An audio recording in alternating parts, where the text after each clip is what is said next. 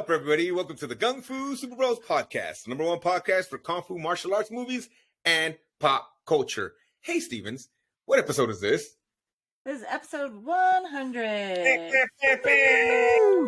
Motherfuckers thought we weren't going to do it because we didn't think so either, but we did, bitches. We're at 100. Woo! Yay! Hey, Barca, say hi.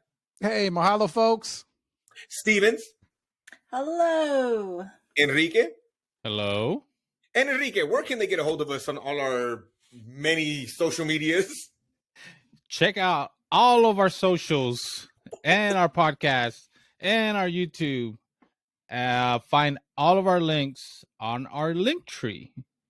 You can find our link tree. Go to the website or go to the internet and type in linktr.ee//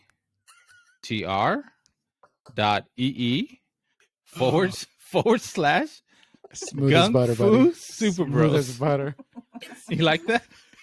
It's a lighting, bro. I got half a chubby. Oh, Barca fucking hates my little. Because, hey, guys, you wanted... There's this thing called, you know, the internet. You're watching this right now, so Yeah, you know what that is. Get on the internet, because you're not right now. Oh, my God. If you didn't believe we made it to 100, now you do, because you see how fucking... Nah. Welcome back, episode 100. Special movie today that wasn't special. We'll talk about it later. The amount, I just got to say, special animal actors. That's probably my favorite part about this fucking movie is the animal acting in this movie. But, Stevens, Barca, we talked about it last week. You guys went to WonderCon. Any, maybe highlights? Highlight and lowlight. What was your highlight and lowlight, Stevens and Barca, from WonderCon this week? All right. Well, check this out. They got this thing. I believe it's called cosplay. And people just dress. No, dude, it was WonderCon was better than last year. Last year was kind of a rebuilding year in the sports parlance. Because it was kind of a hybrid. Hey, wear your mask, don't wear your mask. We think we're good, but maybe not. So it seemed a lot more packed this year. It seemed like there was more exhibitors, more people cosplaying, more droids, more erotic art to look at. So overall, it was great. You guys missed out. I think it's a good entry con if you don't like super large things, super large conventions, super large gatherings. Highlights, a bunch of cheap comics, dude. I was on the hunt for very cheap $2, $5 comics. So dug through a whole bunch of boxes. No real key issues, but some cool stuff. I'm already working on next year's amazing gift. It's gonna be amazing. NFL Pro, here I come. Oh no! I'm making it Captain America related. Ooh, it's the one where he dies or something, or U.S. agent. It's probably like I'm trying to think like. Oh no! There's a book somewhere that has Captain America in chains, and I was like, this is it. This is what I feel America is right now. That's the one I'm like, all right. What was your cosplay that you were just like, yo? You sent me two that were super dope. Were those the ones, or which one did you just like? Wow, that's just. I saw there was a Thor, not a Thor. Jesus Christ. Kukulkan, the serpent god. Steven said, "Oh look, there's Namor," and I said, "That's when I didn't trust her." Because his enemies call him Namor. No, there was a girl dressed as Black Panther Shuri, and then another girl dressed as Namorita, all in blue with the little headdress with the mask. That looked pretty slick. Very cool. Very, very cool. All right, Stevens, highlights, lowlights for you? The low for me was the panels. I don't know, and maybe it's just I didn't seem interested in what was there, and maybe they offered cool stuff, but it was just not. There was only really 3 or 4 things that I was like, let's try to go to these, but I didn't. It wasn't like, oh, we got to go see this. Let's make it a priority. Yeah. So we didn't even get to panels, but I was kind of disappointed in what they had. I don't know. Again, like maybe if you're the right person, it was like, oh my gosh, everything's made for me. But for me, it just didn't feel that way. So that was kind of a bummer because I did want to spend some time and just go and sit and listen to things because I like doing that. And then the highlights for me also, well, we spent way too much money. And that was like I that know. Was I know. Spent way too much money. And then the cosplay also. Like it was really cool to see so many people. Like we went out and probably stood outside for a good 45 minutes or so and just watched people, and it was just like there are people not really dressed in between, but it's like dressed, and you're just naming characters and who's that supposed to be, and is this a mashup of these, and it's just like back and forth. And I think a Barbie was murdered. Oh, there he's back. Yeah, so that was really cool. But I think I bought more books. Oh, than a Barca did. You know what? Damn, Stevens. It's true because there were some really good like $5 trade paperbacks like Hellboys and Daredevil and all these really cool stuff. Frank Miller stuff, just old editions that like the new one just came out. So like this one nobody wants.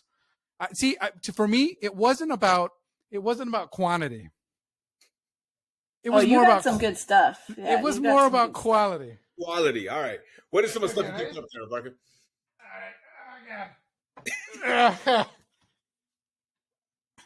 Whoa. For the audio podcast, I am holding a giant Frank Miller Sin City, The Hard Goodbye. These are scans of the original pages. So this book is, I don't know, this book is like 2 feet by 3 feet. Wow. It is about that. It is very heavy. That's cool. So this was $100. Wow. But here's the thing. Some of the omnibuses are more than $100, right? They're $150. So this was a pretty good deal. It was on sale. They had 2 left. They're like, hey man, check it out. And they're like, open it up. I'm like, bro, I can't even lift it up to the counter. Like, what do you... That's awesome. That's cool. So, but here's the thing. We were looking at the program, and it seemed like people were just like, hey, I have this really cool idea to put on a show. So our challenge is that we go back in a year and we have a panel for the what are we called? Gung-Fu Super Bros. Jesus Christ. Else or what? For us. You know, it was interesting. My one of our coworkers also went, and she said she went to like the Walking Dead panel. She said it was like literally The Walking Dead. There was like nobody in there. She noticed that too about the panels, that they were kind of empty-ish, and it just didn't seem like there was a lot of people in there. Because yeah, she said she did that one and another one that she thought was gonna be like, but she's like, no, it was like the first 2-3 rows and then empty in the back. But that series. So it was a panel for the new spinoff show. Yes. I think the one where Daryl goes somewhere. He goes to Paris or what? I don't know how that works out. Daryl goes to Paris. You laugh, but I think that's what the premise is. So no, because you could hear it over the loudspeakers like, hey, in hall whatever, come see The Walking Dead. And normally it's like, guys, there's no room for this. Yep. But also it's the biggest room they have, right? It's their big hall. Okay. So it's not Hall H at Comic-Con, but like that's where we've seen the Mandalorian stuff for Star Wars Celebration, D23. They were showing off a Batman cartoon. The Doom That Came to Gotham, which is like a Mike Mignola story. Yeah. Okay. Yeah. They just dropped that. I think it's going to drop here pretty recent, like here pretty soon, right? To like be able to rent or whatever. Yeah. So they were like, hey. Story? It's a Mike Mignola story. So it's like a supernatural Batman. Okay. All right. Yeah. All right. We got it, dude. What can we realistically pull off as cosplay? That's a question. I'm gonna dress up as Manny Machado. Manny Machado, Enrique. Who are you dressing up as if he dresses up as Manny Machado? Who would be your cosplay, Enrique? If he's Manny Machado, Yeah. what could I be? I don't know. Dude, I'm we not gotta sure. do the Mexican wrestlers with the suits on, bro. Like, we just gotta find like 1970s suit cuts and then just put a mask on. That's literally A it. Bro. luchador. I'm building a foam like muscles underneath. Vamos, Blue Demon. And we just rent a gold Cadillac. We're set, bro. Like, we have a gold Cadillac. We're set. We're literally a Santo and Blue Demon. Like, that's it. Easy, bro. Like, we just need the gold Cadillac. Then we roll up in that. We'll be good to go. What's the movie that he's in? All of them? Or what do you mean specifically? Well, I remember that you mentioned the car. I remember there's the one where he drives up to a house and he jumps over this fence to get into the house. Well, He made like 30, 40 movies, bro. Like, no Did he? lie. Yeah, El so Santo contra las momias, el Santo contra Drácula, el Santo contra el Hombre Lobo, el Santo contra los monstruos, el Santo contra las momias de Guanajuato. yeah, he fought those damn mummies from Guanajuato. Fool. so what was he? He was a wrestler first and then became a movie star Yeah. He was during so his career or like afterwards. No, No, during his during. career. Well, first of all, he was a lover first, wrestler second, movie star third. But I mean, he was so kayfabe, they buried him in his mask. He Like- took it off once. Once. They have one picture, right? Well, Like, it was like 2 weeks before he dies, and he goes and they're like, "Hey," like, because they knew who he was, and they're like, "Señor blah blah blah," and he's like, "You've never taken off your mask," and it was like the Mandalorian, like no, he showed it on TV, and he's just I'm so and so, and put it right back on, bro. and then he dies. The mask, bro. That's what happened, bro. Well, that's sad. Right? Well, but Rey Mysterio's like that too, right? Like, he always seems to have his mask on. Like, like even some of the newer ones. He wrestled without it for a while. He did the whole thing, but it seems like the guys that commit to a mask. Like, that's the thing. But I know they buried El Santo in his mask, right? Like, that was like one of those things. And For the sure. silver cape, yeah. Señor Yeah. Rodolfo. Yeah, man, that was it. That would be crazy. But hey, in the time of recording, Enrique, it is your national holiday. The holiday we celebrate every year. Tomorrow. Holiday that lasts 162 days, Yeah. give or take-ish, Yeah. a summer, you could say. And if your team makes it to the playoffs, it even goes farther than that, right? So how excited, because you have such a love-hate relationship with this shit, it's funny. How excited are you about this season, Enrique? I don't know that I hate it. I just love it too much. I care too much. Yeah, tomorrow's opening day for baseball, so it's my personal holiday. I'm really excited. It's looking forward. It's always exciting when it's a new season, right? We all have a chance going in. Well, you just never know, and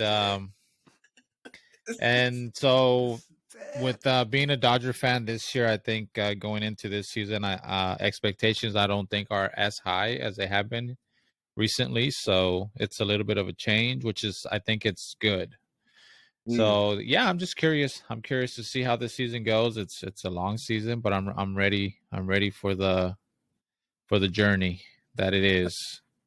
What do you have any statement on Dodger Stadium being the most expensive of the ballparks? It is? Yeah, dude, they came out with numbers like earlier this week. Dodger Stadium, like most expensive. Angels were like the cheapest. Duh. Well, no, I would think the Marlins were the cheapest or something like that, but we're cheaper than the Marlins. So wait, Dodger Stadium is more expensive than even Yankee Stadium? I don't have data to back that up. It might have just been in California. No, I will. I'll look it up. No, here, I'll look it up while you guys vamp. Even more than San Francisco. I would think San Francisco's more expensive than California, to be honest. Yeah, but you want to go to San Nah. Francisco. That's the thing. It's based on how the team has been performing, right? I mean, Dodger tickets. That's what you're saying. And Dodger Dodger tickets were a lot cheaper 10 years ago. So yeah, that's interesting. All right, what's your hot take for the season? Doesn't have to be about the Dodgers, Enrique. We're putting it on wax. What's your hot take oh for the shit, season? my prediction for the season. It could be about a player. It could be about like a titty coming out on TV. Like, I don't give a fuck. This is going to be your prediction for the 2023 baseball season. You heard it here first. Enrique states that what happens. Go. I think that Giancarlo Stanton is gonna suck this year. He was my favorite. Yeah, I think he's gonna be bad. Ooh, okay. All I think right. that last year being a contract year was just it happens, and there's no way he's gonna have the same type of season. Interesting. Okay. You heard it here first. I've got numbers. Okay. Before This is for opening night. Not for the entire season. For opening night of the 30 Major League Baseball teams, the price for Dodgers opening night is $154.50, and they are the third highest behind the San Diego Padres and the Colorado Rockies. Hold on. Hold on. Wait. One of those teams makes no sense. Colorado Rockies? I'm sorry. Padres play the Rockies. Yeah. Texas Rangers and the Phillies, that game is 163. On average for opening day. Opening day is everything gets marked up. Yeah. Marked up. Interesting. Yep. The Angels are fourth from the bottom. The bottom five: Mariners, Angels, Oakland A's, Cleveland, Minnesota Twins. The AFC West. I mean the AL West, basically. Like the AL West is like garbage. I mean, look, it is obviously true that Dodger games are expensive. Like for a family of 5, I'm dropping almost $600 just on tickets to take my family to a game. And I like to go to multiple games, so it's getting harder and harder to do. This year, I've decided I'm gonna hold back on going to Dodger games, just because like my family, like my wife and kids, we've been fortunate enough to be able to attend multiple games this season for like the past since we moved back, since we've been here. So and I'm focusing this summer to try to do for this year is to try to experience new things with the kids. They're getting older, and so instead of going to another Dodger game, Renaissance Fair, we're trying to do like if I do go to a Dodger game, maybe go to a different stadium that we haven't been to. Okay. So like I got Angel tickets. The Dodgers are in Anaheim in June, so we're gonna go watch the Dodgers play in Anaheim against the Angels. The kids have never been to that stadium. So we're doing that, and then like on day after Easter Sunday, we're gonna go to do the Warner Brother tours. I'm gonna take the kids to go do that. So that money that like I would have spent on another Dodger game, I'm focusing on trying to do other stuff with the kids that they haven't done. So that's cool. Yeah, because it's crazy, and that's not counting parking. Parking's almost $50 a game. Food, it's just it adds up, man. It's a lot of money. Yeah. Oh yeah. And it sucks. Recently here we were talking about this, looking at concert tickets. Yeah. Oh, like it's so stupid how much concert tickets are like getting to the point where I'm like, this has to like sooner or later just not work anymore. Like, I guess when UFC was in England, like you couldn't get anything under like $1,000. Like, it's like, dude, like, come on. At what point do you kind of just like, I can't? Well, for me, I'm already at that point with certain like concerts. I was like, I like this guy. I don't like him that much. Like, I can't afford to do all that. Like, that's crazy. So, that's interesting. Here's a little interesting note. This year in 2023, and I think you probably saw this already, Enrique, King Griffey Jr., who is 53 years old, will be the 4th highest paid player on the Reds this season. Excuse me? So, King Griffey Jr., who is 53 years old, will be the 4th highest paid player on the Reds this season because of his deferred salary. So he is going to get this year $3.59 million from the Reds, even though he's 53 years old and hasn't played baseball in 20 years. When did he? When did he sign his last contract? They deferred the payments till now. He's cashing the check, homeboy. He's a fourth Yay. highest paid player on the Reds. Wow. That shit makes no sense. I need a Bobby Bonilla type contract where they're like, you suck, or you just can't be here, Yeah. but you got to get out. And they're like, well, I guess. Yeah, dude. This is very similar to that, right? They must have deferred it somewhere down the line, and it's time for him to cash in. But I'm like, what? He's a fourth highest paid player on my team? Even that's But- crazy. I don't understand that because he actually retired with the Mariners. It says thanks to a deferred payment agreement of his contract extension with the Reds in 2000. So that 2000 contract maybe that you're talking about, he signed something where he okayed him for not to get paid that much, but it's time to pay the piper now. And they're like, we've seen your lifestyle, Ken Griffey Jr. You're not going to make it to 53. And he's so chill though. If anything, like he is like the dude you don't even see him doing anything, bro. Like he's gonna be fine. Like, all he does is like, every once in a while he gets on TV and takes a swing on the studio, and you're like, "Fuck, that's a pretty swing." Like he still just looks good swinging, bro. Well, he's involved with MLB now, right? He's like I forget what his title is, but he's working with MLB now. He might stop working with them when he gets his 3.5 million. He's like, yeah, I'm good. I'll take a year off. I'll see you guys next year. Yeah, man. So get you some of that, Reds fans. How excited are you going into this season? Excited because, like, you're right. I feel that hopefully we can stay out being an Angels fan, California Angels fan. I'm excited about the fact that we can keep it close. Hopefully we make a push because we literally have one of the best players in this generation, if not. And then we also have the next Babe Ruth. And it's like, how can we not? Like, let's just get us into the playoffs and see what happens. But my fears are Trout's going to go down again halfway through the season because he's been doing that. But I don't know. Maybe with the World Baseball Classic, he's enjoying it. Maybe he figures out a way to stay healthy. And like I said, I mean, having Ohtani and him and then Rendon look good in the preseason. I mean, but again, it's preseason. You know, so yeah, if it all works out, I'll be excited. If it doesn't, baseball's a bitch, bro. Like football fans, whatever, you play 18 games, shut the hell up. Like, get over it. Like, when you suck in baseball, you fucking suck in baseball, bro. Like, it's like it's over the head for like 162. It's so fucking heartbreaking, bro. I know. Like, you know what I'm saying? Basketball, whatever. Like, who watches that shit? Like, it's like baseball's like 162 fucking games of misery, bro. Of misery. It's hard. It's fucking hard, bro. I haven't been to a baseball game in a few years because it's been pretty shitty, dude. Like, yeah, it's hard. You know? It's hard to get out to games, and especially if the teams aren't good. And then from where we live, that's the bitch to get out there and fucking you get out of the game at like 11 p.m. and you got to drive all the way back. You know, it's a bitch. You have to make it. Yeah, you have to make it like a little mini vacation Weekend. Yeah. No, for sure, man. But we'll see. We'll see how it goes, man. But yeah, Ken Griffey Jr. Get you some of that, Reds fans. Abarca, how is the child? How's it going with the child? How's it going? How's Mandalorian? Is it still kicking ass? Still liking it? You're worried? What's happening? Oh, I'm fine. People on the internet are losing their minds. About what?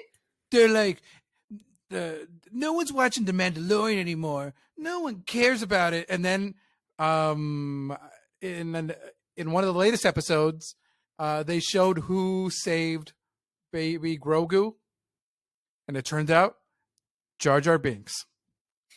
What? But not Jar Jar Binks, though, right? No, Ahmed Best, the actor who portrayed Jar Jar Binks, and you internet mother truckers hated on him, and poor boy wanted to kill himself. Shit, really? Dude, yeah, he's like, what did I do? I made happiness. Fuck, I hated that guy. Not that guy, but I hated that character. But I mean, second guessing himself. Like, dude, he said he was on the Brooklyn Bridge, and he's walking, and he has like a George Bailey moment. Like, you know, what would the world would be better if Jar Jar Binks wasn't in it? And you're like, dude, you're not Jar Jar Binks. That's just a character you played. God damn, bro. He's like, oh, no. He should try BetterHelp.com. You know what? Our newest sponsor, BetterHelp.com. And you know what? While you're at it, he probably should have called Hims. Are you having trouble down there? Hims. Are you having trouble up there? Well, guess what? Hims has you covered with prescription grade medication to help with your drapes match the carpet or carpet match the drapes. I don't know how that goes. Damn, bro. Hey, are you a lady? Try hers. It'll help your erectile dysfunction too. And it also help you with the carpet matches and drapes also. Is that help with that too? Hims.com / Gung-Fu Super Bros. You get a 0% off coupon if you put that in there. Guys. If that gives you a 404, just go to the regular website. When this is how'd you hear about us? Just say, hey, GungFuSuperBros.com podcast. There you go. There you go. But so the episode's going so good, going pretty good so far. Dude, I thought that episode was cool. So the Bo-Katan, which is the princess of Mandalore, basically saw the giant beast that they ride, or that the first Mandalorian rode. And so there's a prophecy that if you see that animal, one day you're going to ride it and unite the clans. And so we see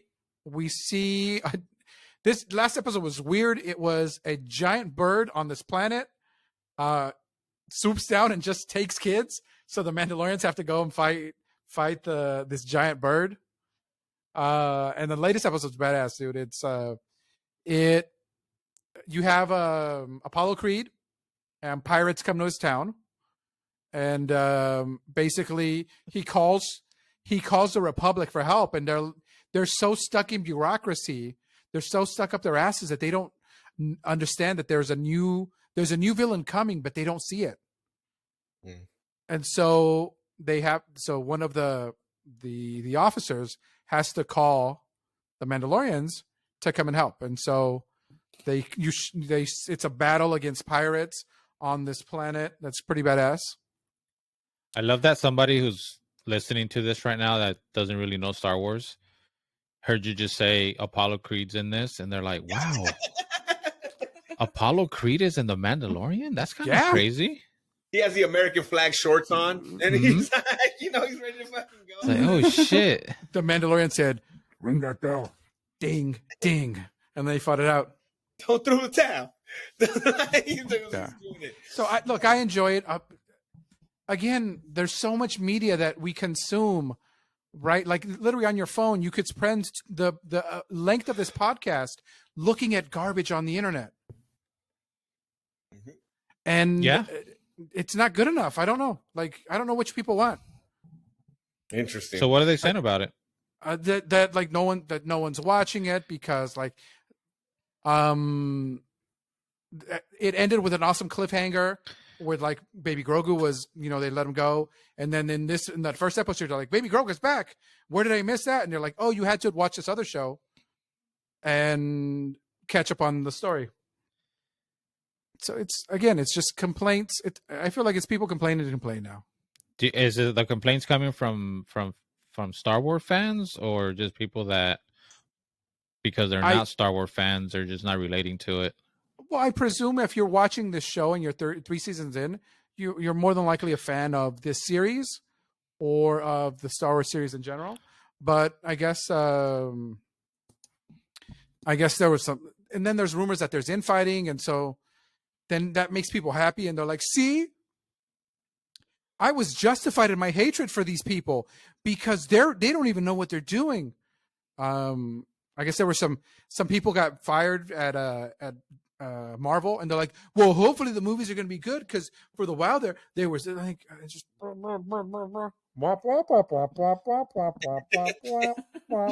teacher, baby. Yeah, that's great, sir. And then but I mean, everybody hates everything. Everybody, not everyone's going to be happy. I'm too old to hate, dude. And honestly, and I guess because I get to work with young adults, with teenagers, and they're so programmed to be negative and hate, and you're like, dude, like it's cool to not like something. And not even that, but you're like, man, I hate that girl because she looked at me funny when I was in 3rd grade. And you're like, you've held this grudge for the longest time? No one cares. Yes. Yes, I have. No one cares. Oh, yeah. That girl probably doesn't even know that she did that. and you're over here. You've defined yourself and your hatred over something that is trivial. Yeah. I mean, My town's uglier than yours. My town's uglier than yours. Well, guess what? We're fighting cholos.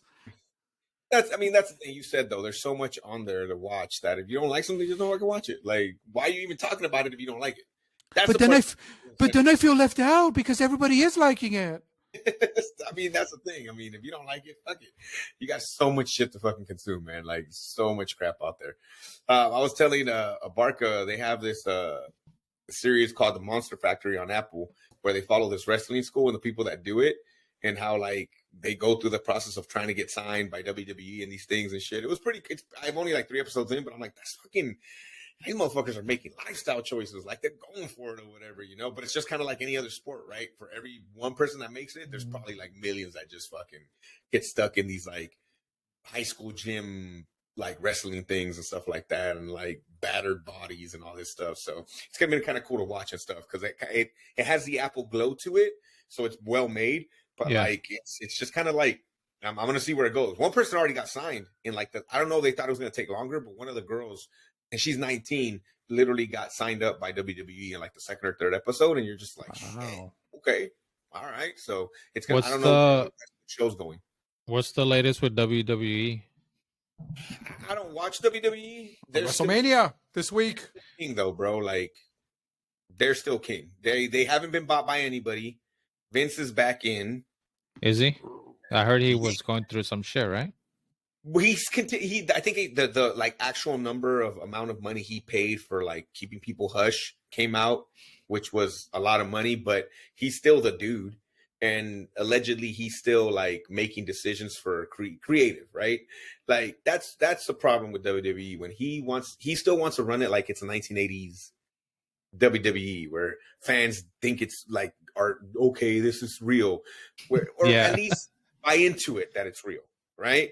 Where I think Triple H and like the other companies are like, dude, everybody else is fucking fake, but let's just have fun. Like, just have fun with it or whatever. He's still trying to fucking, everybody has to look like they're on steroids. Everybody still has to look like 6 foot this and that, where these other companies are like, bro, there's so many other types of wrestlers. Like, you can all fit into something and it's cool. But they're still king. Because I think WWE fans are WWE fans, where I think these other companies are wrestling fans. And I think that's the biggest difference. Like, you know, like, I think that's, but they're king. They're always going to, I think they'll always be king. Barring some kind of major fuck up where they all leave, they'll be king. It's like the UFC compared to the other MMA companies, I think. Like, you know, that's what it comes down to and stuff like that. I personally like AEW more. That's what I watch. That's what I keep like up with and stuff like that. But it's because they give 2 kids from like Rancho Cucamonga that have been doing independence their whole life a fucking chance to fucking shine and stuff like that. And Luke Perry's kids wrestling there, and like you get all these like cool like the Lucha Bros, which are luchadors that are fucking going crazy and doing all their moves. I mean, last week they had Kenny Omega, which is one of their biggest stars, wrestle El Hijo del Vikingo, which is like this straight AAA wrestler from Mexico.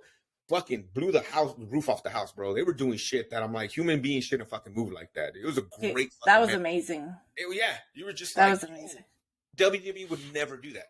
They would never put Roman Reigns, like their version of the biggest star, against a kid from like the guy from New Japan or a guy from AAA in Mexico. They would never fucking do that because Roman Reigns can't look like he almost lost. Kenny Omega literally almost lost like 4 times in that match.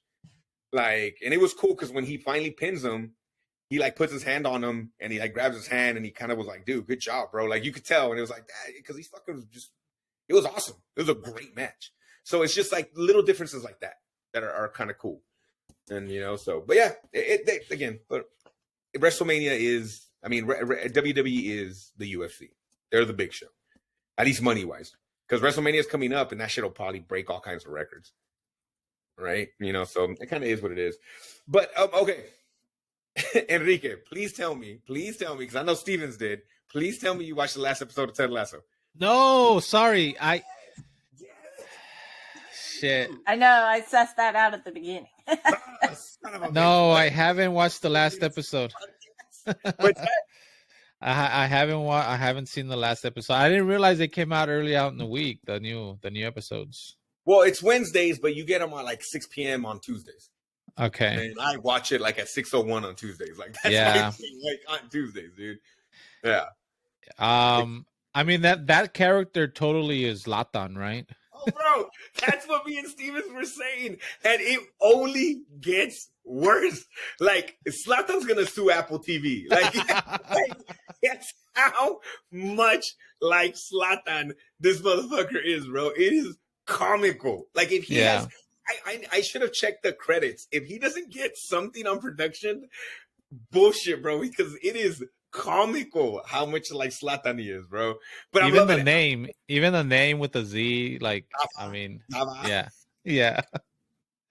Did you guys? I don't know if I talked about it on the podcast, but the whole thing with LeBron James when he got to LA. Did you guys hear about that? No. So Zlatan comes to LA, and he famously, when he gets to LA, he takes out an article on the LA Times, and it's just a picture of him with the Galaxy jersey on, and it just said "You're welcome" at the bottom. So I guess when he gets to LA, LeBron James sends him a jersey, like his jersey, a 23 Laker jersey. Zlatan signed it and sent it back to LeBron's. LeBron, he signed the jersey and sent it back to him, like, here's your fucking jersey. LeBron fancies himself that big. Oh, you must want my signature. Yeah, here you go. There you go. Yeah. Maybe one of the fucking greatest, maybe if not the greatest basketball player of all time, arguably, whatever. And he's like, yeah, fuck you. Here's your jersey with my signature on it. It's just cool. It's funny to see that and how possibly it could be behind the scenes, because I guess for people that don't know soccer, the best way I can compare it is like strikers are like wide receivers in the NFL. They call them the divas, right? But there's a certain type of striker that like you just know they're fucking assholes. They're just assholes, but they're great at what they do. I think Ronaldo kind of gives me that vibe too, right, Enrique? No way. No. Are you being serious, or are you just? I am being serious. No, I'm being serious. There's no way. You don't think he's an asshole? No. Really? Why not? This is interesting. Why not? I don't think he's an asshole in the way. Not in the way that's like Zlatan is. Like, oh, I can see that. I don't think Zlatan works as hard as Ronaldo. So I think Ronaldo just puts in so much work into his craft that he's just that competitive. Mm-hmm. Yeah, no, I he puts it all on the field and leaves it all out there. And with that high competitive, it's like the Kobe thing, right? You're that competitive, you're gonna ruffle some feathers. But I don't think Ronaldo's an asshole to. I can see Zlatan being a fucking asshole to his teammates, like during games, during practice, during training. I don't think Ronaldo's like that. I don't see Ronaldo being like that. Not an asshole necessarily. Right. He's just uber fucking competitive, and that's what makes him great.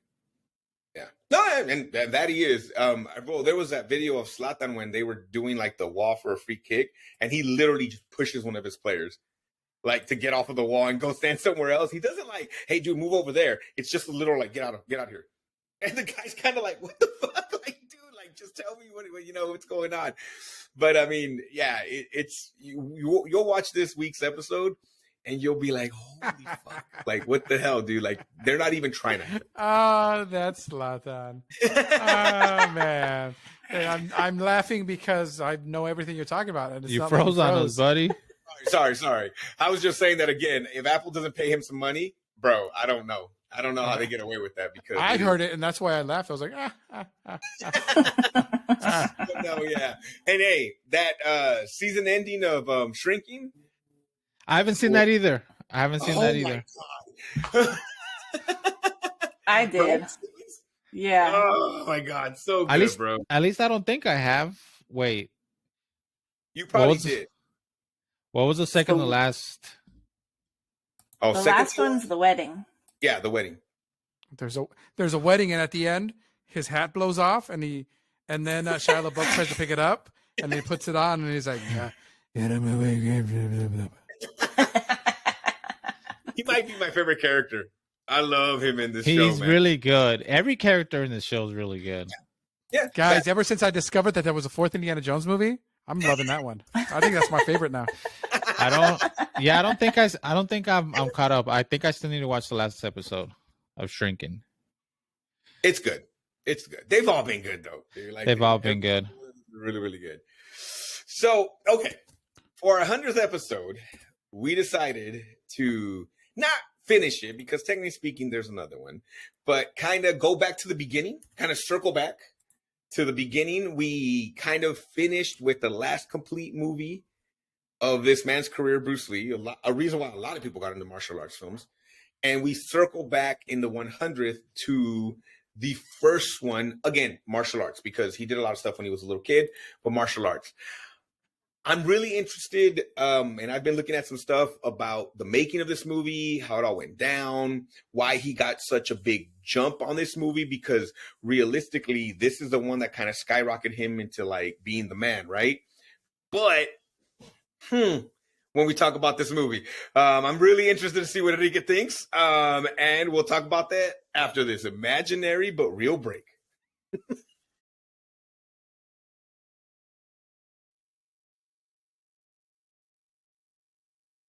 And that was a trailer, or depending on what you're watching or listening to, for The Big Boss, aka Fist of Fury, right, Barker? No, No, Chinese Connection. Chinese Connection.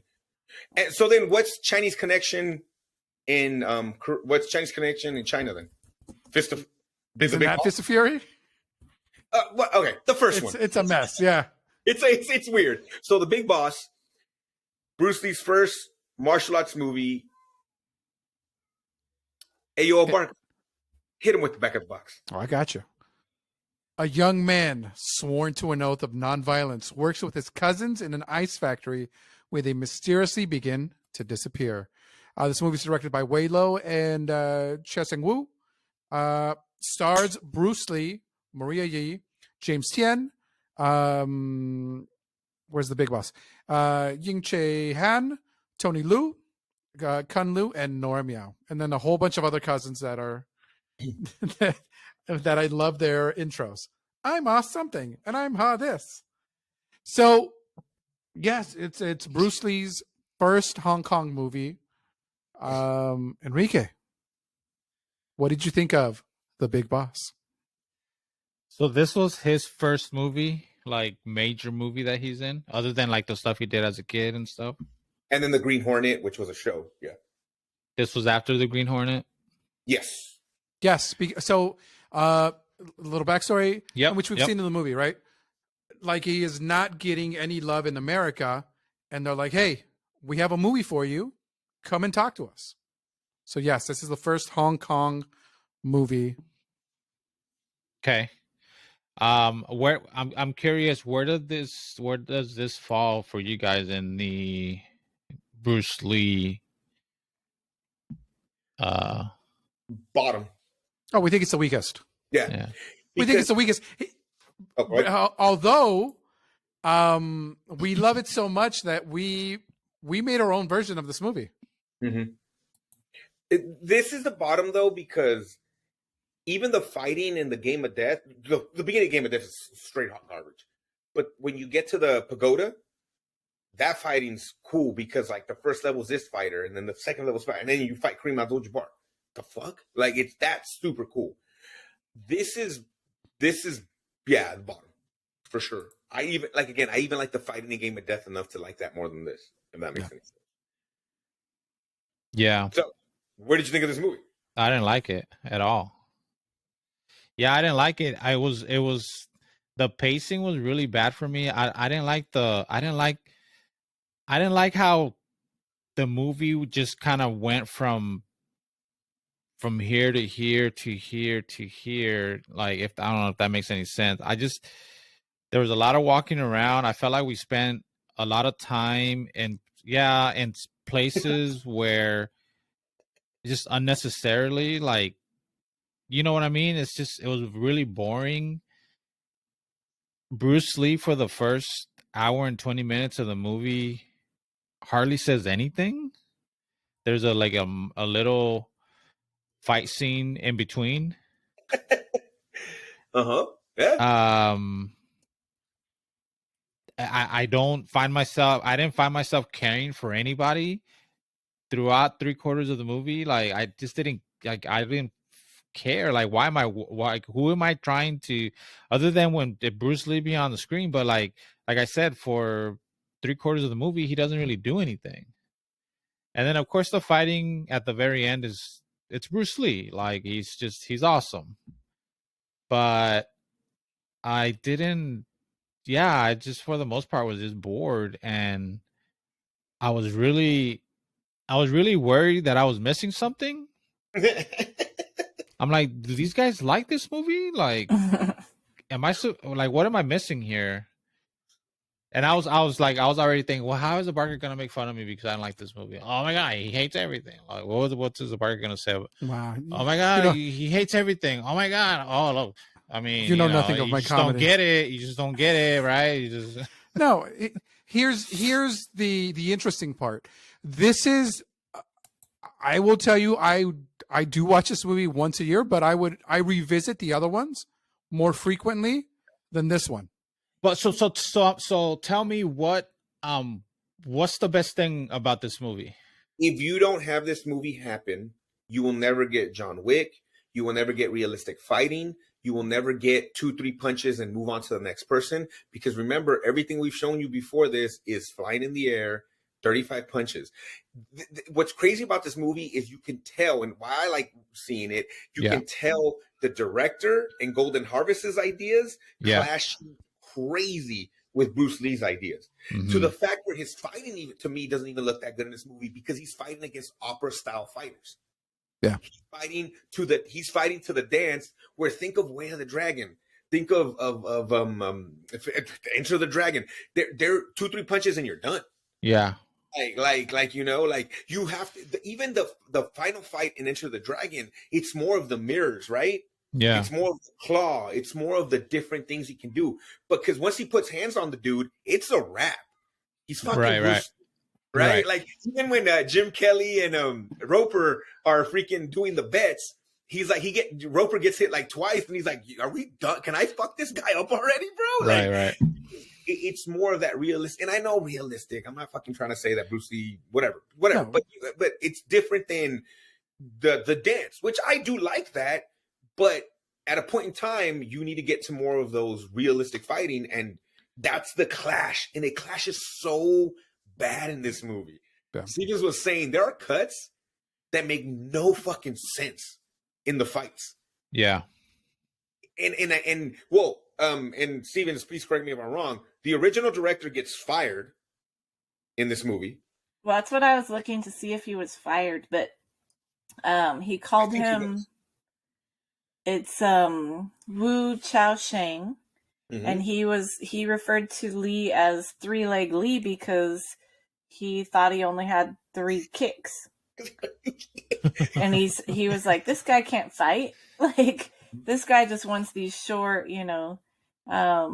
short, sweet, little action things or whatever. And which so I haven't got to that part if he's been fired yet or not, but it literally is the opposite of it. He can fight, and he knows that in a real fucking fight, you better end that shit quick. Yeah. This movie's a weird. It's essentially a missing link, right? You see all of the wuxia movies, all of what we are kind of used to, and it's clashing directly with this new style, right? Which eventually from this will come the police story, the killer, all of that stuff.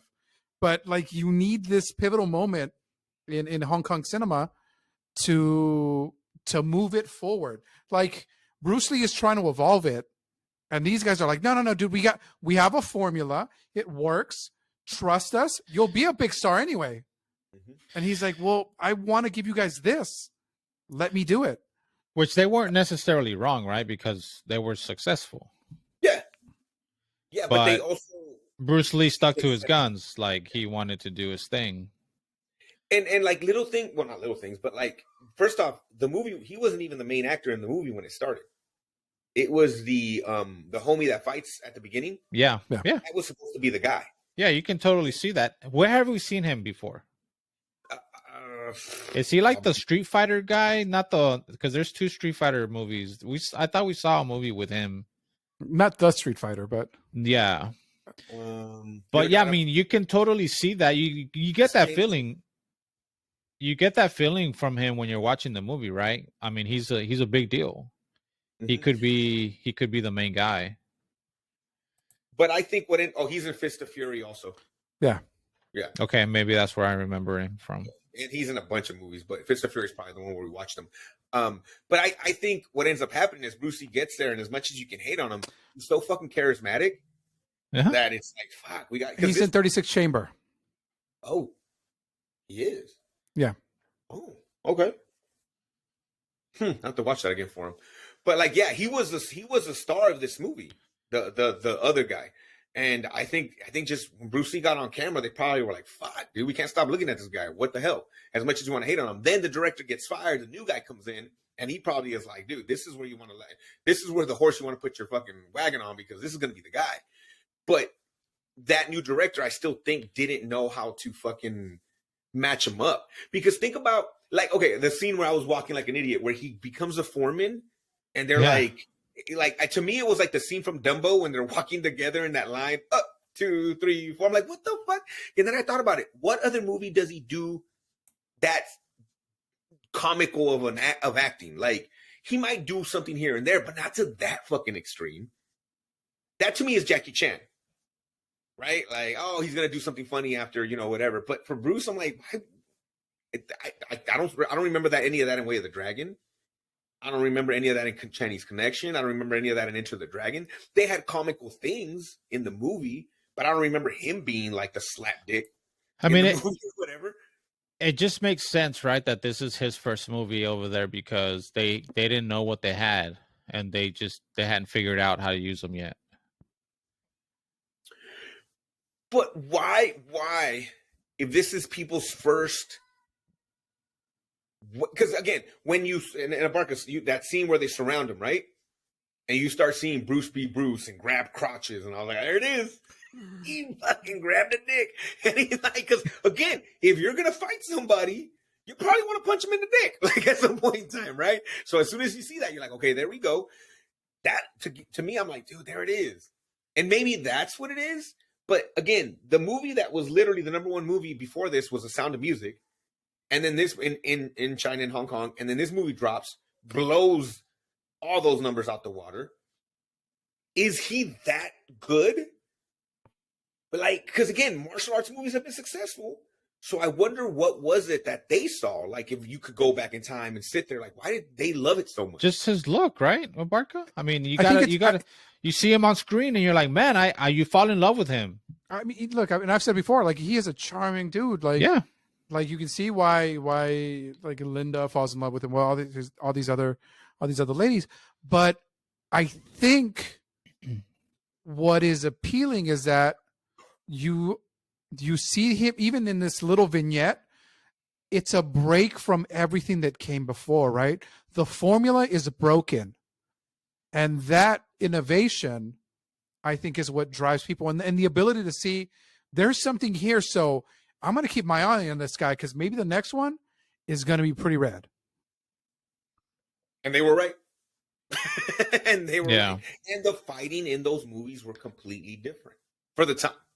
Yeah, because by the next one, he's already got a lot of control over the scenes, over what's going on.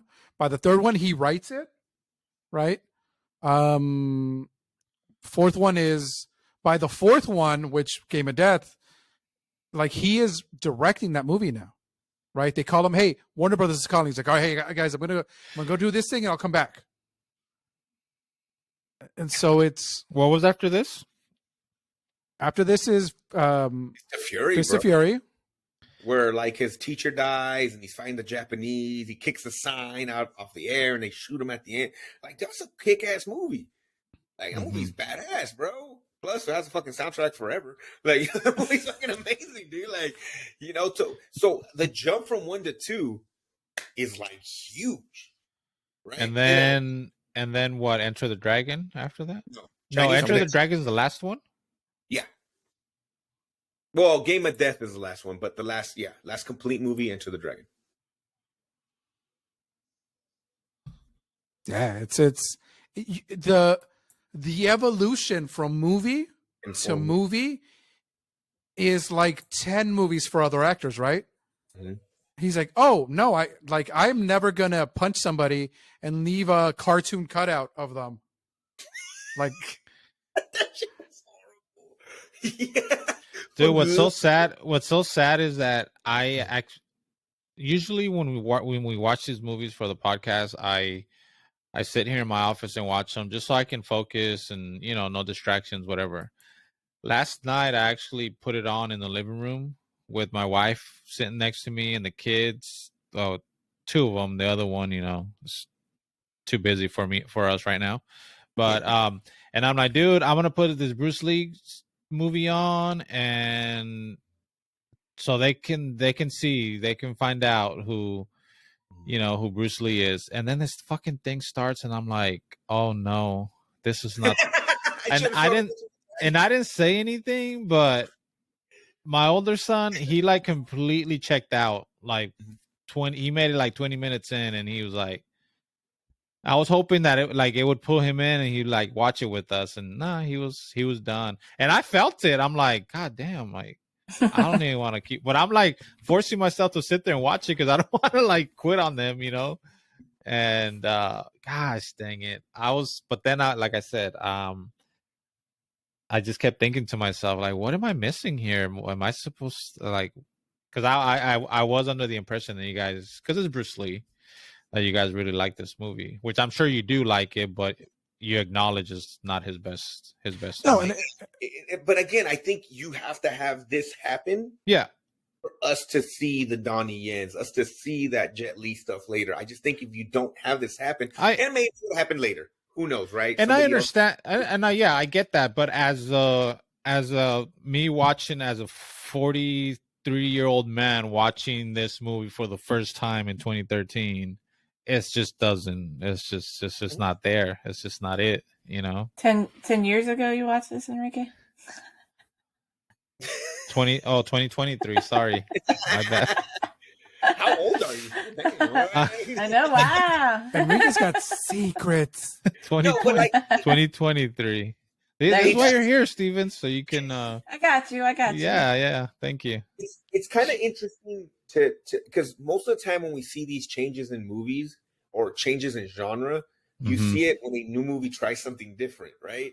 But it's just so interesting to me, and again to me because I like this stuff and because I like both. I like the Crouching Tiger, Hidden Dragon. Like, you know what I'm saying? Like, I get that, but it's cool to almost have it happen in the same fucking movie.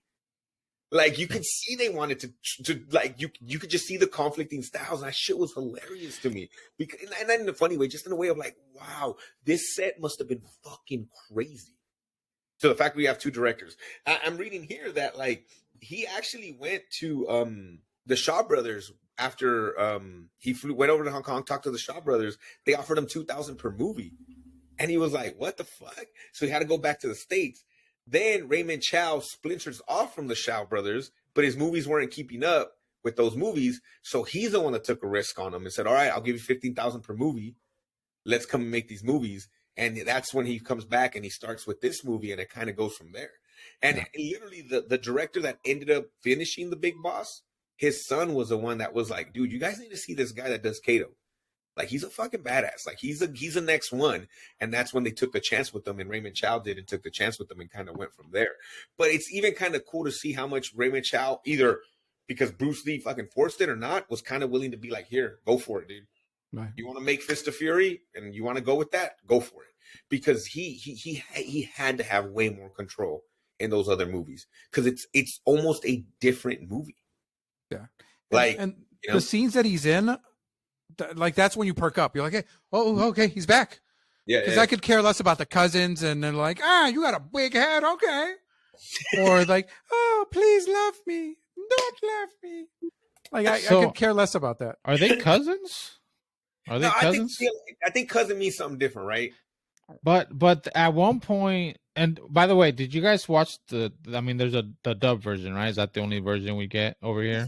That's the version. Yeah, we watched the dub version. Horrible. Like, I'm like this. Abarca, you want to tell them about that? Why is that so horrible, Abarca? What did they do when they did? Well, not even all the sound in this movie. What did they do, Abarca? Well, like like they record no sound. Like they just put they put film in the camera. All right, go, and then you come back and like, hey, you, what's going on? I don't know. Yeah. Oh, all right. Love me. And we've seen plenty of movies where they dub, they're dubbed, whatever. Some are bad, some are not, some are good, some aren't that good. But this was really bad to me, and kind of, got me out of. It just was not good. And but what I was gonna say is that at one point in the dialogue, they mentioned something where well, I guess it's the one after Bruce Lee fights, like his character fights for the first time, and I think the old man says something like, "Oh, he's a good fighter," and they're like, "Well, yeah, he's our cousin. Like, he's related to us, so of course he's good." And I'm like, "Oh shit, fuck! Why did they say that? Because now they're implying that they're really related, and he's making ice with his girl cousin. Like, you know what I mean? Like, I'm like, no, come on, dude." So I'm wondering if that was just like, what happened there? Why did they say that? And another fucking scene where I was like, what? Did I just see that? When he gets tricked into going to the house for adult entertainment, and he's walking out in the morning. Did you guys notice there's a fucking little, like an 8-year-old girl sitting there inside on the bench outside of a room? They have kids, Enrique. Like, no, I didn't. I didn't even see that. No. You sure it wasn't like a little bird? Like, no, dude, because like it wasn't even like a young, female. It was like a little girl. Oh, I'm like, what the fuck? They don't just have babysitters around, bro. Like, this isn't down, dog. It's like they need jobs too, dog. I mean, but no, I didn't notice that. I might have to go back and look for that because that's kind of what I thought. I'm like, oh, what the heck? But they're saying here that, and I'm on an article just talking about this movie off of where am I looking at? I don't even know what. Filmschoolrejects.com. And they're talking about how literally it's almost like in the movie they purposely didn't show Bruce Lee's badassness till the other character got killed in the garden.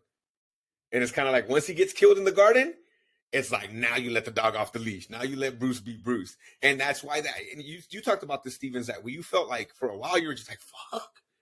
Like, goddamn, bro. But it's because we don't get to see Bruce. And Enrique said that too. We don't see Bruce be Bruce till an hour. An hour?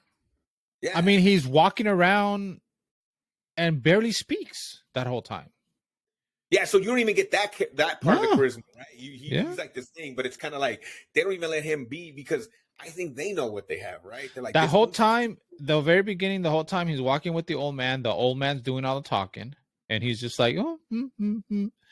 And then he gets around all the cousins. They're doing all the talking between them, and acknowledge that he's there, but he's not really saying anything because he's the new guy, right? He just got into town, doesn't know anybody. And that's all we're like getting from him. And I mean, I'm just the whole time like, what is going, like, when is something going to happen? Like, why am I watching this? But even like, it's so funny that, and I wonder like, this had to be a great conversation. I even think the final scene, Bruce never wins a fight like that again. He never kicks a knife into a dude. And then that's right. Like finger jabs him to death. But so that scene, there's other versions where you see him actually go in and he's like murdering him more.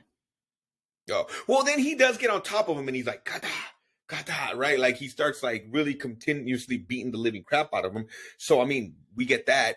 But like, it's just like, again, I think of all his other movies, and none of this happens in any of his other movies. No, like I mean, yeah, it's a completely different type of fight that we're used to seeing him in. I mean, this is not a good movie to watch, a good Bruce Lee movie to watch after we've seen everything that we've seen, for sure. But I'm also glad that wasn't your first time watching him either.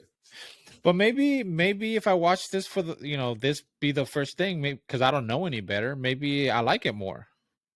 It wasn't the first thing I watched from him. That's what I'm Remember? saying. What if it is the first thing that you watch? Mhm. And because you don't have those higher expectations, then maybe you like it a little bit more, and then you kind of grow with him, with his career, like it actually happened. You know what I mean? But when you watch his really good stuff, and then you watch this, it's like, what the fuck? What is going on? What happened? I mean, yeah, I can see what you're saying. It almost had the backward effect. Yeah. Yeah, I'm kind of glad I didn't. I'm kind of glad I got to see him a little more polished because it's a huge difference. I I mean, mean, look, if you see the good stuff afterwards, it's still gonna be fucking awesome. yeah. You're not gonna like it less because you've seen this first. Mhm. Bruce Lee is still Bruce Lee. But yeah, like you said though, but like for your son, he probably might never fucking watch another Bruce Lee movie because he Yeah. remembers how shitty this one was. That's the worry. That's true. That's true. Yeah, that's a That's good what I point. mean, because we have the John Wicks and we have the Crouching Tigers and we have all that stuff. So when Yeah. people go back to see this and don't know, they don't have a conversation about it. That's You know, true. talk about it. You That's might not go to the next one. That's a perfect example. I mean, my son probably gonna if I go to him right now, be like, hey, you want to watch the Bruce Lee movie? Who's Bruce Lee? You know the guy from the movie? Nah, I don't want to watch that. That's probably what he's gonna say. Like him fighting Chuck Norris in the fucking Coliseum. Yeah. Like them stretching, them fucking like that's a badass fight. Like that's a clean fight. Yeah. But, Yeah, that's true. Yeah. So, but again, that being said, I still watch this shit. like I still fucking watch it because again, that mashup is so crazy. So, Abarca, did you fact check what you thought earlier about the lady he meets with, and maybe Super Duper Stevens can? That was a different lady. Oh, it was a different lady. It was a different lady. Okay, because we were thinking that this lady might have been the one that he ends up passing away in her apartment, and there was a whole. Oh shit! Really? Well, he passes away in a co-star's apartment. Like when he has his aneurysm, right? He has it in a like that's a fact. We're not fucking making that shit up. Like that's a fucking fact. Like it happened during the filming of Game of Death. Yeah. Which was filmed in front of a live studio audience. Obviously was the last thing he filmed, but when was Enter the Dragon? He takes off to go do, and I think they're writing it, and he's like, I'm gonna go do America's offering me all this money and creative control, so I'm gonna go do Enter the Dragon. Mm-hmm. And it's not like he had to go back to America because this is filmed again in the South Pacific, right? Mm-hmm. So he's just, I'm going to a different island to shoot this movie. I'm gonna come back and we'll shoot the Game of Death. Okay, got it. Yeah. And then, but what's crazy though is again he dies in a female co-star's. Oh, you're muted, Stevens. Yeah. Gigi came in, so I turned it off because I didn't want her barking. But I do need to fact check you on titles. Oh, okay, so what are they? Because I know they're weird. Okay. Yeah, it is weird. So the Big Boss was later called Fists of Fury. Which one's the American title? It does not tell me here. Okay. And then Fist of Fury, second movie, was also called Chinese Connection. Okay. Yes. So you had that just a little bit mixed up. I think you said it right even the first time, but okay. I wanted to correct that just in case people are looking for the movies and they might have a hard time finding. Because when we watched Fist of Fury, Chinese Connection is what I had to search a lot. Because that came up with some of the stuff. Okay. Yeah, but I don't know, man. It's one of those things I kind of his 5-movie span kind of reminds me of what I think of Biggie with his 2 albums, where like I think like the motherfucker changed the game, did this in such a short window. And to see the difference from this movie all the way to Enter the Dragon and just see where, and even again, I think Game of Death would have been fucking amazing if we would have got to see the whole thing of it, right? It's kind of sad, badass and sad at the same time because you're like, dude, he's so much better by the end of this. And again, if you don't get these things that happen, we don't. Again, maybe they would happen later, but we don't see what we see now. like, levels to the game. Like, how cool would it have been to see him as an older Bruce Lee playing blah or whatever? Because he was only 32 when he passed away, right? Like, I mean, he was not old. He's only 32 years old. And it's just kind of like, damn it. But yeah, he the name of the girl he passed away in her apartment. Her name was Betty something or other, but allegedly Betty Chuck Pay. Norris stated that like she gave him antibiotics for a headache, and then he had an aneurysm or whatever. But allegedly, this dude would cut like 30 pounds of weight for his movies, like Bruce would, because they were working in like horrible conditions and shit like that, and he would just sweat and like lose all this weight, and he was already a fucking shredded guy. So so it happened during Game of Death. So they didn't finish it, right? And then they just what did they do to? What's the story behind the end of that movie? America, how did they fucking finish Game of Death, bro? Check this out. Well, they're like, all right, we need a guy that kind of has his body type, but not his face. So what did we do for the face? Mm. No, Can we do they like didn't. special effects? Are we there yet? Can we like do something with special effects? I hear that one day they're going to have these things called computers to replace faces. But you know what? I got back. Shoot them always from the back. Oh, but what if we need the front? What do we do? Fuck, dude, I don't know. I'm being crazy. What if we put a fucking mask on them or something? But like a real mask? Nah, we don't got that shit in the budget, dog. Oh, okay. Like, what if I cut like a picture on a plate and I cut 2 holes for his eyes and shit? You know what? Done it again, Raymond Chow. Print. Fuck yeah, bro. Yeah, it's a photo. So you're like, nah, and it's like pretty. It's like bad in the movie. What fucking photo is gonna be good? No, but I mean, like, I don't know. Maybe I don't know. I'm just asking. I mean, is it like obvious? Super obvious? Yeah. Oh man. Here's the yeah. Is it obvious? Fuck yeah, because you see the string. Oh my god. He hasn't seen it. You gotta give him. Maybe he's thinking it's like only like in passing or whatever. He's laughing like I saw it with my own eyes, and then I'm asking, is it that obvious, guys? No. Enrique, think of the year. Think of what we just said, and I'm telling you, it looks like they put the picture on a plate and cut holes for the eyes. I just find it hard to believe. I'm just whatever you think you're thinking in your head that looks like. That's it. Yeah, jeez. It is worse than the costumes your parents used to buy you from the 99-cent store that had that little fucking string, bro. How much of this movie is like this? Is it just like the fight scene at the end or something? No, it's the beginning part. It's the beginning to get you there, and then once he gets to the pagoda, and they use all the footage they had. And so they filmed that first, I guess. Yeah, and that thing is just amazing, dude. Like there's a level where he fights this guy that has like 2 not kendo sticks, but like 2 Tompas. Yeah, and he fucking he reaches into his back, fool, and he's like, "All right, bitch," and they fucking battle. Then one level's a Taekwondo guy, right? And he was like a Taekwondo champ at the time, and he's like, "All right, fuck it, let's go." And then he fucking gets to Kareem Abdul-Jabbar, bro. He's fighting a 7-footer, and he's 5'6", 5'7".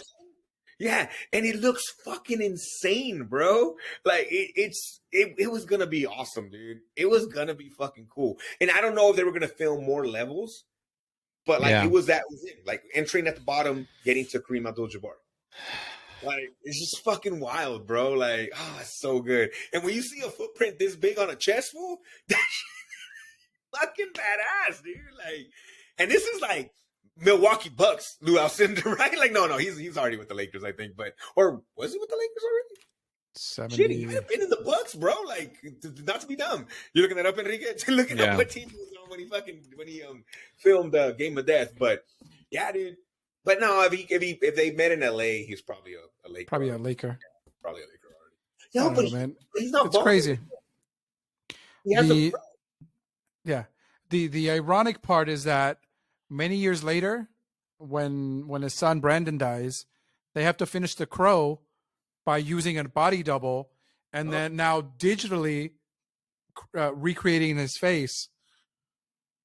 So it's like He died before the end of The Crow? I didn't know that. he died filming The Crow.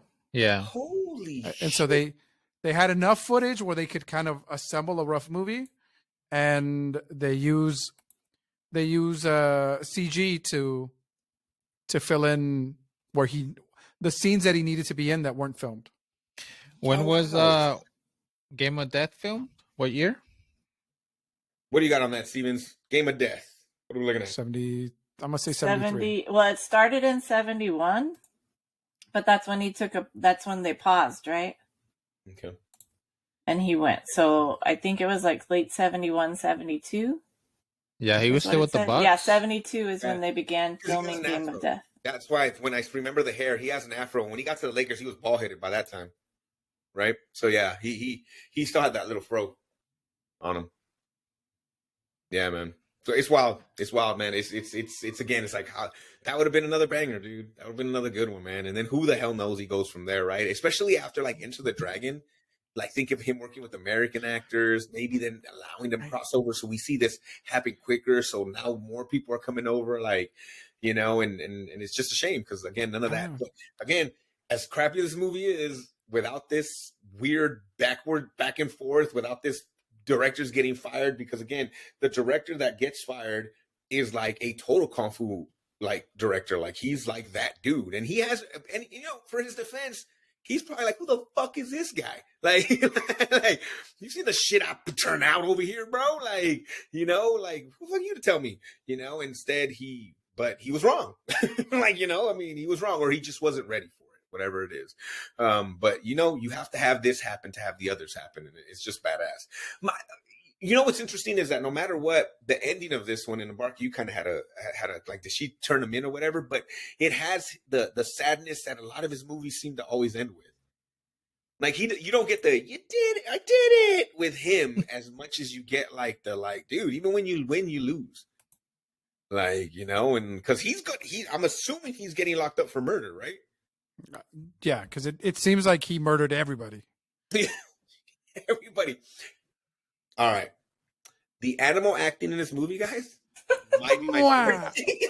Chef's kiss it. Mwah! Like, this is literally it's better than when Free Willy jumps over that kid and he touches his tummy when he jumps over that fucking little kid and lands on the other side. Guys, those were real dogs they just threw in front of the camera, right? No, they didn't. No. They did, bro. They grabbed them by the scruff and they're like,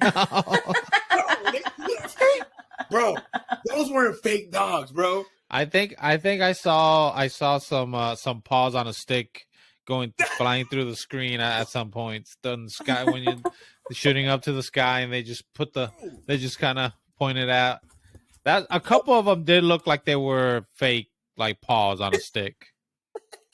Because Stevens, do you have the budget for this movie? $75. Like how much was this movie? Let's see. Because I really felt like they just grabbed a random dog from the street. They grabbed this ass and just threw him full like in front of the camera. Because those fools would fly like so stupid. They look so dumb. Yeah. Oh my god. It's so bad. I love it. I love every single second of that shit. It looks so stupid. And then when he tells them to sit, like they rewind it into the dog sitting. Like, it looks so bad. $100,000. $100,000? And it made how much? The film went on to gross nearly $50 million worldwide. Oh, wow. He makes hits, bro. Wow. That's why they let him have that's why the next movie they're like, whatever that motherfucker says, we do that. Whatever he says, do that. Wow. Wow. That's insane. I wonder what, I don't know if you can figure this out, Stevens. Like, I wonder what movie made the most money like that. Like, it costs this much and it just made the most. Profit? Oh. Yeah. Is that the word? The most profitable movie ever? Most profitable movie ever. I can tell you that in today's dollars, that's about $300 million. Jesus. That's Imagine, does John Wick even make that much? 300 million? No, Fast and Furious does. But that costs so much to make, though, dude. Yeah, they're not as profitable, I guess. Take The 100,000 profit margins. Like, like that's what's crazy. That's insane, dude. 100,000 over 50 million. Wow, that's crazy, Yeah. man. Damn, I didn't even think about that. That's insane. I don't mind the bad guy in this movie. He's creepy, bro. Like everything with the young girls, like, ugh. Like I like him. I think he's more believable than even the guy he fights in Into the Dragon. Yeah. Because you hated the bad guy in Into the Dragon, Enrique, right? You just Yeah. yeah. I think this guy's better. Mm-hmm. He's creepier. He's like, ugh. Well, you He's, let me believe take my glasses off and fight you. he's more believable as a fighter, right? Like you believe that he can actually fight, even though like if you haven't seen him fight, you still think, oh well, he's a main guy, so he can fight. That guy in Enter the Dragon, I never was like, this guy can't fight. I never thought he was gonna be a good fighter. Yeah, I never got that feeling. No, yeah. He was good. I like that. I like I mean the guy that ended up getting killed in the garden, he's good. I mean, you could tell he's a good fighter, he's a good actor, but you could totally tell the difference once my guy starts fighting. Like if they would have fought together at the same time, I don't think it would have been fair. Like if any of those guys would have fought with Bruce Lee at the same time, I think you wouldn't have really seen it. Because even when they're having that rumble in the ice factory, once he comes out, everybody else like, yeah, we're gonna be over here, dog. Like, you go handle your business with them. Like, we're done fighting because you obviously are gonna blow us off the fucking screen right now. So, you can kind of see the difference right away. Any left there, Stevens? Most profitable movie? So I have a list of the top 15 most profitable movies ever, but I'm trying to figure out their math because like they're inflating Math teacher all the time trying to figure out the math. well, they're inflating the budget, but they're not inflating the revenue is what it looks like. So that doesn't make sense to me. But like the top movie is what they're saying is My Big Fat Greek Wedding. Hey, put some Because Windex on that. it says it cost $6 million to make, but it grossed $369 million. Shit. Wow. But that's where I'm but it says like the $6 million is inflation adjusted, but the gross revenue doesn't say that. So it's showing that the ROI is 6,150%, which is crazy ridiculous. But like, that's a good example. There's not a big actor in that movie, right? Well, they're big afterwards, right? Yeah, that's what I'm saying. Yeah. She's always big to me. I think that E.T. right? E.T. is number 2. Ooh, okay. Because it made 25 million, or it cost 25 million, but revenue was $793 million. Okay. And then just going down the list, Slumdog Millionaire, Pretty Woman, Grease, Star Wars, American Beauty, Passion of the Christ, Home Alone, Ghost, it's got the Jaws is number 11. So it's got like Ghost? different Ghost. Huh. It's a big movie. That's crazy. Okay. American Beauty. That's interesting to me. That was a big hit I didn't see it in the theater, but I remember people talking about that movie. Well, they cost couldn't 20 million, made 356 million. I mean, they couldn't have paid that plastic bag that much to be in that movie. So, I mean, Funny, that plastic bag just barely lost their insurance through SAG because it hadn't worked. Have you ever seen that again? American Beauty? Yeah. Like, I remember that. I think I kind of remember that fucking movie, but shit, man, people must have been on that shit when it came out then, because 300, that's a lot. That's crazy. That was with Homeboy, right? Kevin Spacey? Yeah. Before he, yeah. Not before. Like, that's a good point. You're right. Before he got caught. Before, during, after it. That's what was happening, right? And then witnesses mysteriously started being found dead. Hey, whoa. Allegedly. Whoa. Allegedly. No. Witnesses were found dead. I'm not saying any foul play. They were found dead. Yeah. That's crazy, dude. Did you guys ever watch that show on Netflix that people love with Kevin Spacey? No. House of Cards? Yes, House of Cards. Thank you very much, Enrique. House of Cards.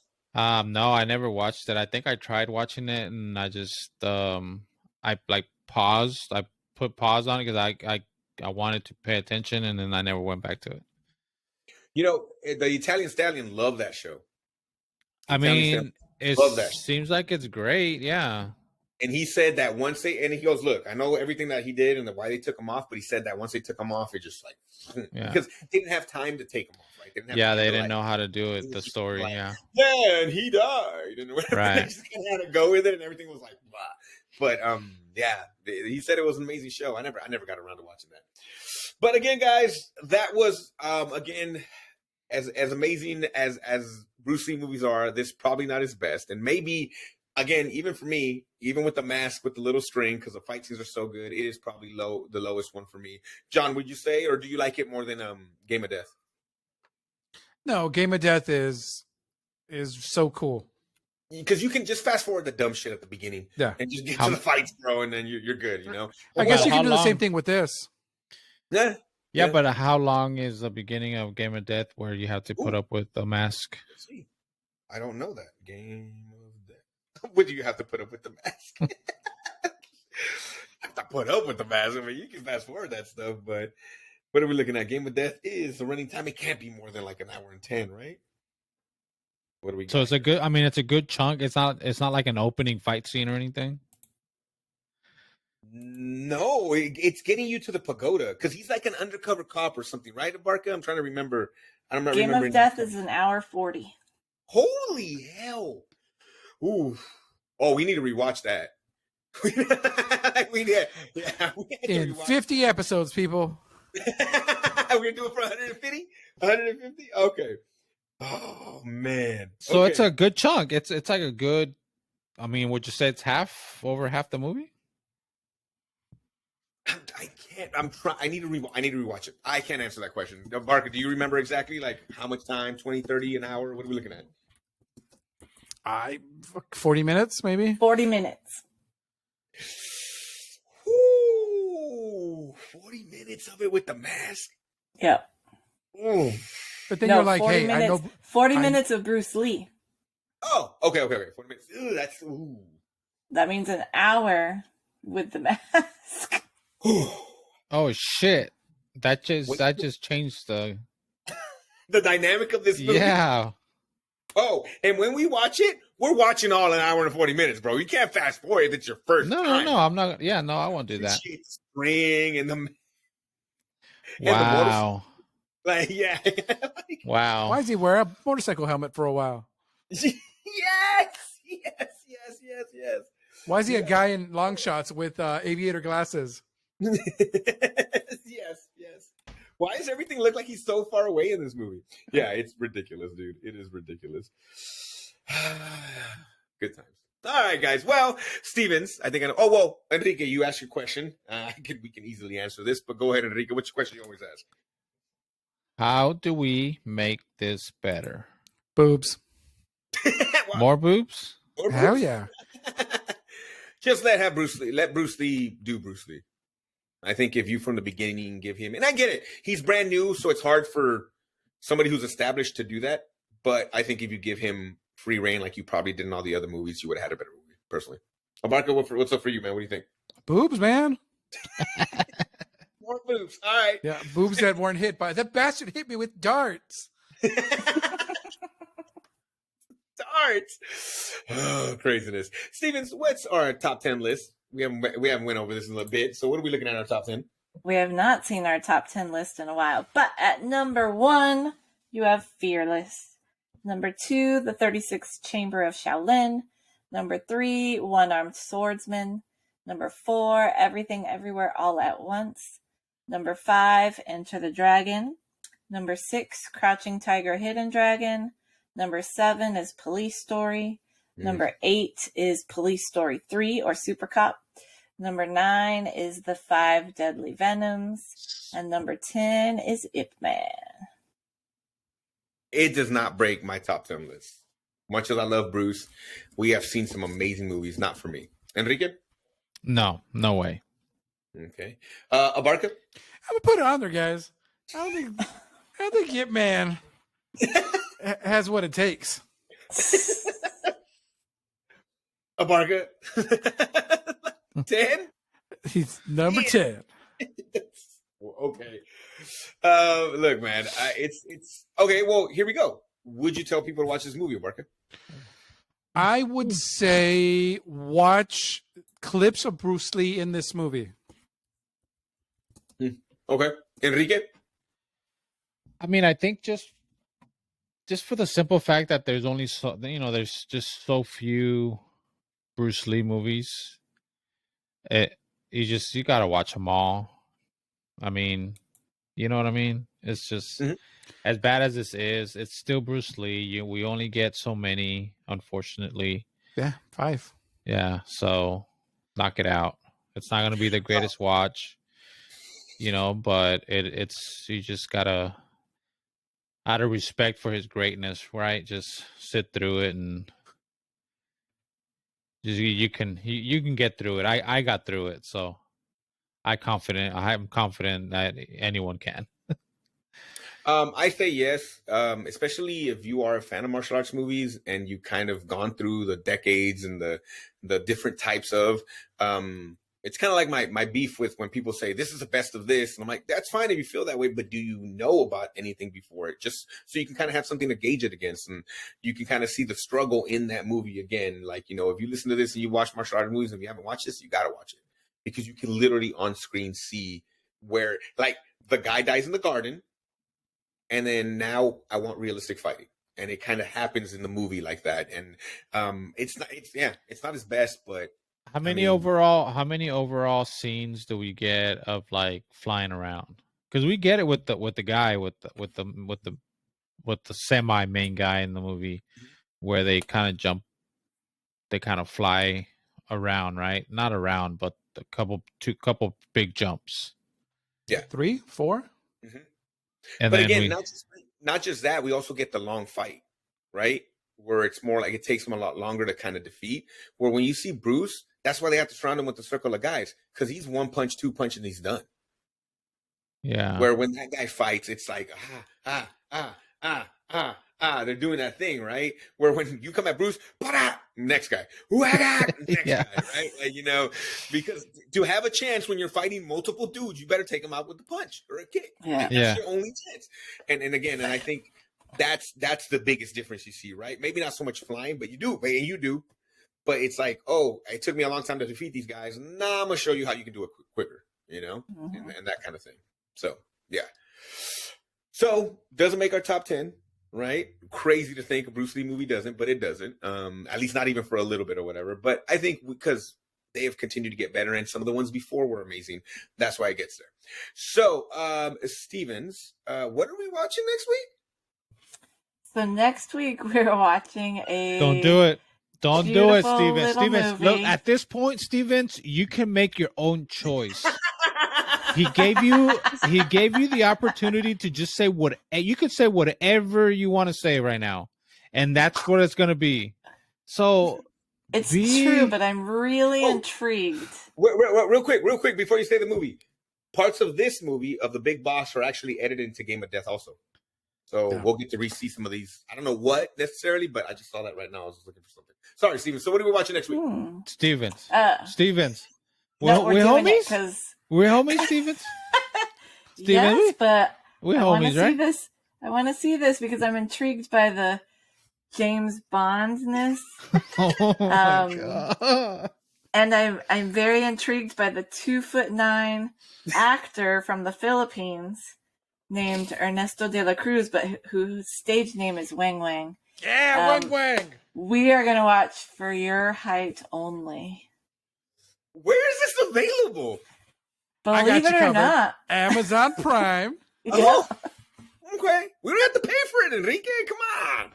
How long is this movie? I think you might have to rent it. You have to pay for it. You have to rent it, and it's more than this Bruce Lee movie. But you can watch it on Microsoft, it says, for $2.99. So Still doesn't make me there. feel better about it, but okay. Is it on Yummy or what was it? On Tubi? Tubi? I don't know. Yummy. Ubi? What year was this movie filmed? This is from.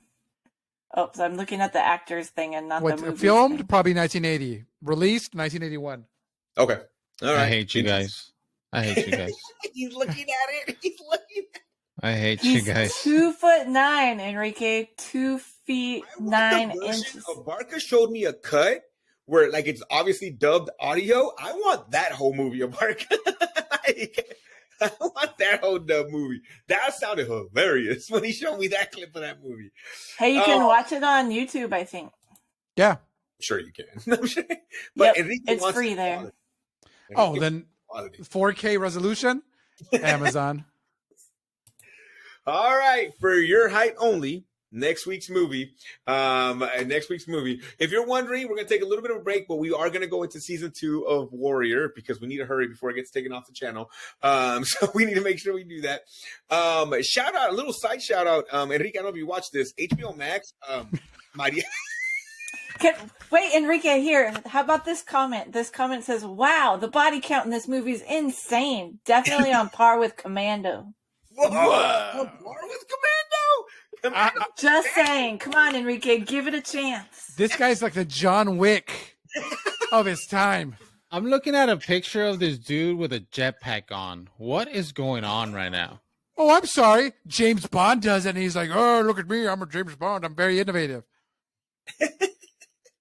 Enrique, it's gonna be fucking hilarious, bro.